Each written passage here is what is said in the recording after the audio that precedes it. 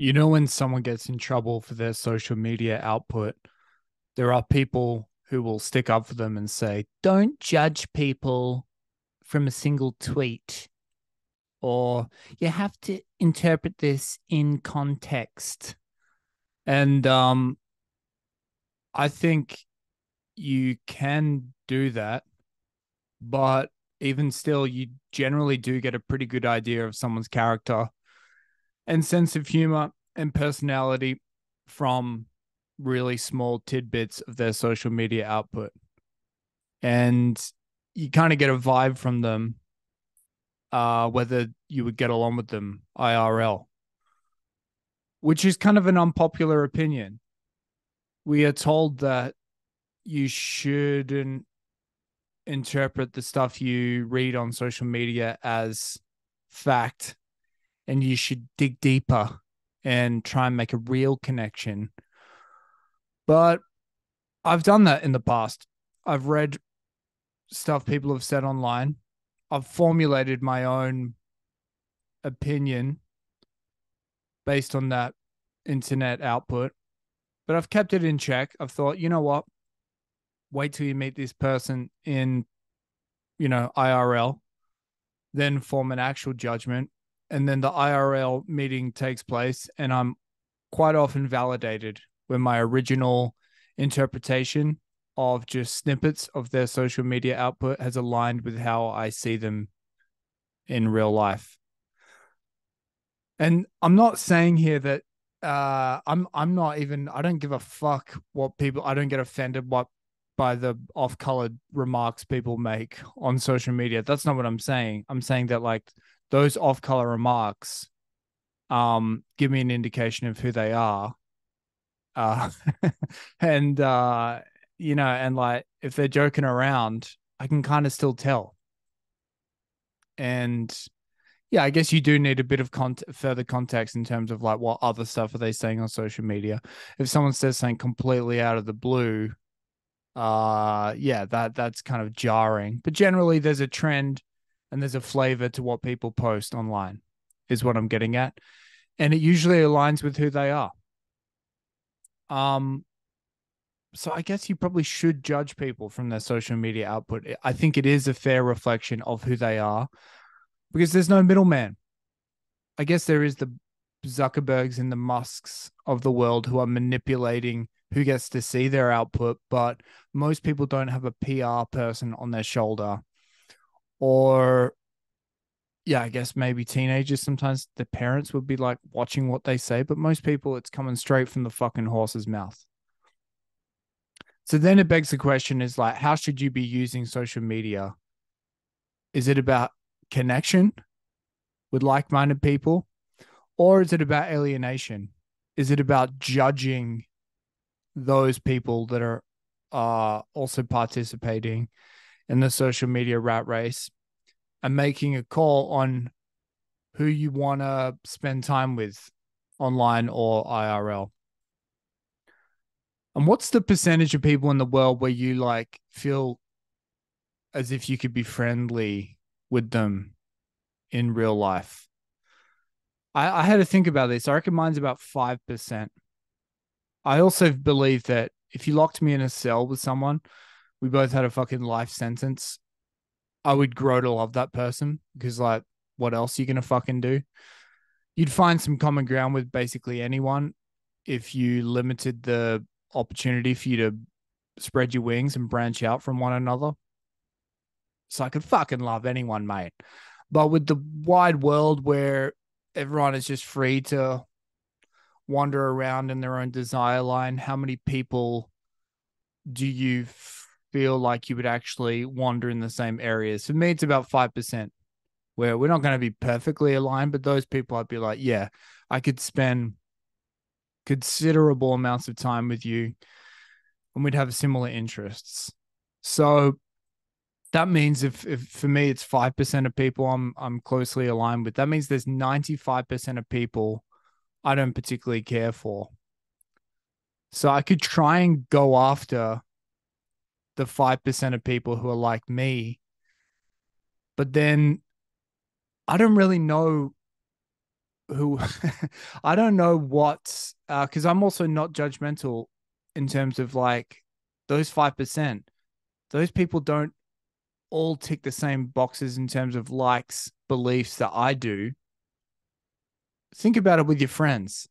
There's some like there's a lot of similarities, and there are some people I guess probably who are militant about this. They have to believe in the same things as their friends. Maybe they're more just inclined to reach conflict if people have differing views. But for me, I think that's the nice part of having friends. You can be like 50% aligned on lots of stuff, and then there's 50% of their beliefs where you're like, oh, it's a bit different to mine, but it's interesting, and I want to kind of take that in and kind of mull it over and see how it's working out for them and their nature nurture experiment they're running with their life.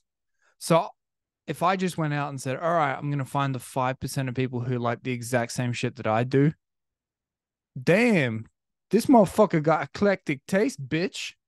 I'm not going to find fucking anyone. I'm going to find me. It's going to be pretty fucking lonely. So therefore, the 5% of people where I think I would be friendly with, it's hard to know who those fuckers are.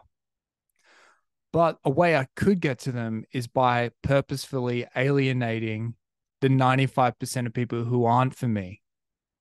If I went out of my way to shit on the 95% of people who not even shit on, just alienate, just to create a social media output where it's like those people who aren't for me take a step to the side and the other people walk towards you.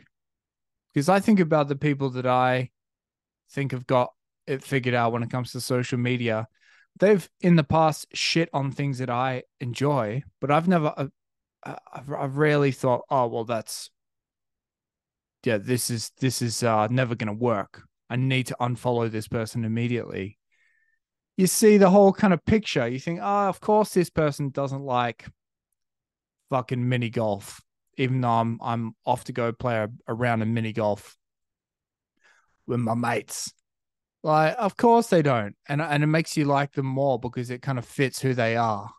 And the fact that they're willing to shit on mini golf kind of endears you to them. You're like, oh, of course, this would really rub up a certain type of mini golf purist the wrong way. But even though I personally enjoy mini golf, I'm not a fucking purist and I hate purists and so it kind of brings you closer to them. These are the questions you have to ask yourself. And I think the insidious thing here is that like the whole connection v alienation debate, it's almost like a branding debate. There's like brands who position themselves as like outsider brands. Like the Matthew McConaughey car ad, come for a drive. I'm a bad boy.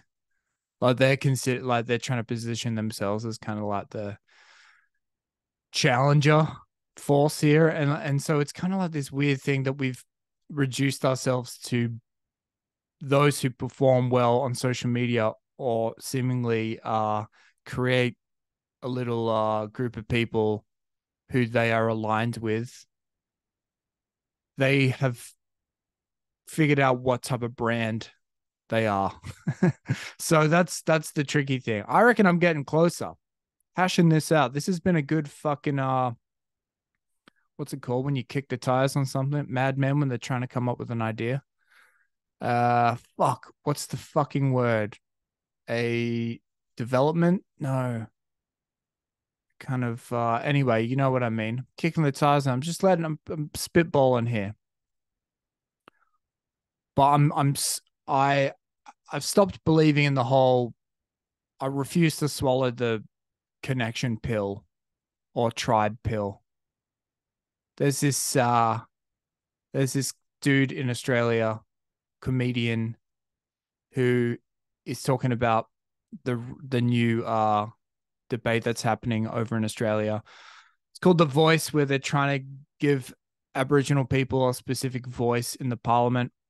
And I don't live in Australia anymore, so I've only read headlines about this.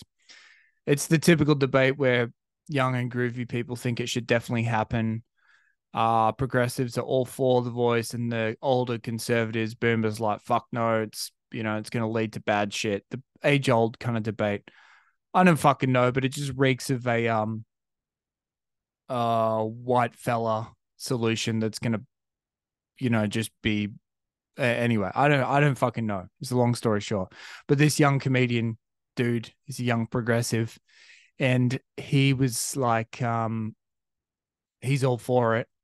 And on his social media, he was doing a post about it, and he launched into it. He's like, "Hi, team," and I was like, "I don't fuck it." And you're not doing this in like a comedic way, or you're not being ironic. You're just honestly connecting with your team out there, your tribe, your bitches and your bitchettes. And I was like, "Oh, this is gave me the ick." But that's the way he's connecting with his team. And he's probably the type of dude where it's like my people that I could get along with is 5%. He's probably like, oh, 50%. Easy. Just all the baddies who don't like the voice. I'm not a fan of. So maybe that's why it's working for him. Anyway, think like a brand, you won't regret it. Screw your humanity, screw your individuality. That's fucking that's archaic analog shit. Get with the digital, yeah. All right, catch you on the next one. Peace.